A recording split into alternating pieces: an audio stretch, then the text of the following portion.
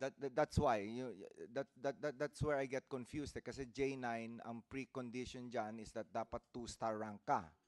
Di ba? Yun ang TO niya eh. No, dapat 2-star ang mag-occupy niyan. Ang nag-occupy ay 1-star. Even if you're talking about a few days, but the truth of the matter is that even if it's just a few days, he was a 1-star general occupying a 2-star TO. Yes, Mr. Chairman, Your Honor. So that is an occurrence that happens in the armed forces. It's actually the normal procedure, Mr. So Chairman, it's Your common. Honors, that if you're a Yung brigadier mga general, promotable, you- ilalagay na you- doon sa mga pwesto nila na where they fit.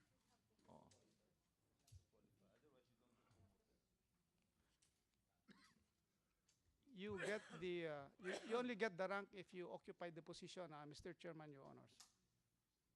So you have to occupy the position first before you get the rank.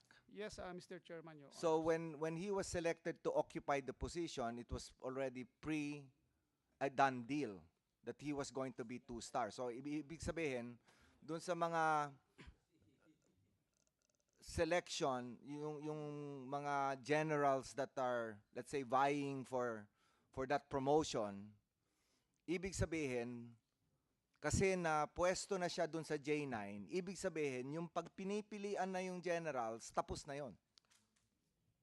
It's still being deliberated by the Board of Senior Officers of the Philippine Air Force, Mr. Chairman, Your Honors, because he's a Philippine Air Force officer, and they have a priority list of candidates for promotion to the various general ranks. So in the case of General Marayag, he is on top of the priority list for promotion to Major General. So when the vacancy arose, meaning to say that there was a 2-star position that was left vacant because of retirement of the occupant of that position, General Marayag was recommended to occupy that position. In this case, it was J9. And that position was a quota for the Air Force. Yes, Mr. Chairman, Your Honors. I'm not questioning that it was a quota for the Air Force. I am just a little confused that may TO kayo, di ba? Yung TO, ang nakalagay doon, 2-star dapat. Yes, Mr. Chairman, No. Your Honors. Now, itong mga 1-star that is vying for 2 stars and possibly that position within the Air Force, no? Di syempre, they're undergoing the process, as you said, the screening process yet, no? However, when General Marayag was appointed to J9, then nabaliwala na itong screening process kasi syempre kailangan na si General Marayag ma-promote kasi he's already in that position. It was still the call of the Board of Senior Officers of the Philippine Air Force, Mr. Chairman, Your Honors, because they have a priority list, and in this case, General Marayag was on top of that priority list for promotion to Major General. That's why he was selected to occupy that position as J9 so that he can get the promotion, the 2-star promotion. Mr. That's Chairman, why. Your So Honors. done deal na yung promotion. In other words, wala na yung screening process kasi that was undergoing. But then when General Marayag was promoted because of the wishes of the higher ups in the Air Force, promoted to J9, there was no choice na to be made because General Marayag had to be promoted to the detriment of others that were vying for Mr. that Chairman, 2-star promotion. Mr. Chairman, Your Honors, there was still a selection process by the Board of Senior Officers of the Philippine Air Force, and this was submitted to the Board of Generals, and the Board of Generals deliberated upon the recommendation of No, I understand, but Commanding General Philippine Air Force. I just would like to take the position of General Marayag, although it worked out for him. Pero sabihin po natin na he was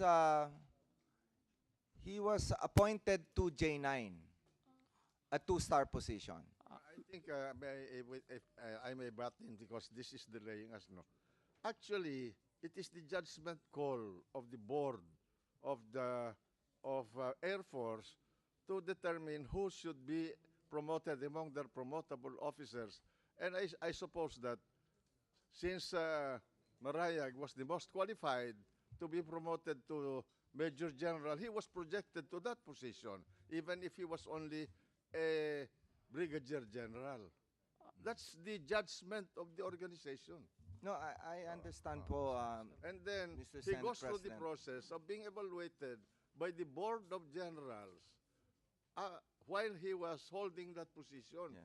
But as far as the Air Force was concerned, he was their candidate to occupy that position of Major General. Yes, go ahead. Mr. General. Chairman, Your Honors, I'd like to be corrected.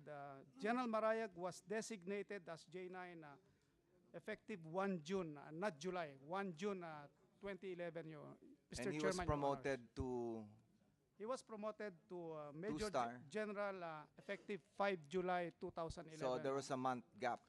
More than a month gap, Mr. Chairman, Your Honors. So during that month gap, there was still the screening that was being done by the Air Force Yes, Mr. Chairman, as Your who Honors. they would promote for the 2-star. Yes, Mr. Chairman, Your Honors, including the Board of Generals. So I Mr. just Chairman, find Your it odd that if one is promoted to J9, a 2-star position, then it would automatically already seem na siya na yung pinili. Pero ongoing pa yung screening process. Yun nga yung yun nga yung naging problema eh. Is that people are going through the promotion process. Let's say within the Air Force, no. Nagbabay sila for promotion to 2-star. Then biglang yung isang nagbabay for 1-star, in the middle of that screening process, is now appointed to J9. Mr. Chairman, Oh. may I? Interjection. Yes. You are presuming that there is another qualified who has a 2-star. Well, yes, of course, Eh, I'm kung wala. presuming that.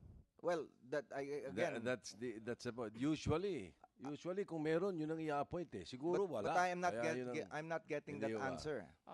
Mr. Chairman, Your Honors, there is also a process before you get appointed to a certain position, and this goes through the Board of Senior Officers also of the various major services, and their candidates will now go through the deliberation also of the Board of Generals. Yes, so what I'm seeing here is that there are simultaneous screenings ang nangyayari, di ba? Parang ayun ang understanding ko sa sinasabi mo eh. Na- The Board of Senior Officers as well as the Board of Generals, Mr. Chairman, Your Honors, they meet for